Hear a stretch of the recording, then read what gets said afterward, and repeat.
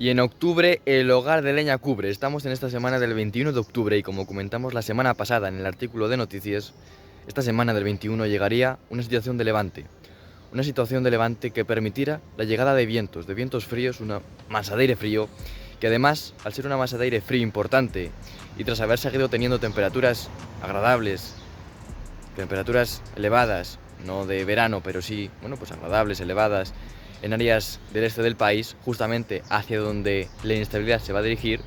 va a permitir la llegada de muy fuertes tormentas. Y es que esta semana llegan sucesivos frentes, pero uno de ellos llegará a últimas horas del jueves, entrando por zonas del noroeste y desplazándose esa inestabilidad, esa masa de aire frío, a zonas del Mediterráneo, posibilitando allí, durante el fin de semana, incluso inicios de la semana que viene, fuertes precipitaciones, aunque sobre ello iremos hablando, iremos actualizándolo de cara a las modificaciones y variaciones que pueda ir habiendo, pero desde luego que esta semana, a partir del viernes, una base de aire frío hará descender los termómetros, incluso nos dejará heladas, aunque suaves, en áreas del interior de España. Por tanto, los primeros fríos ya importantes a España, así como la llegada de tormentas que, como digo, si todo sigue así, desde luego que podrán ser especialmente intensas y fuertes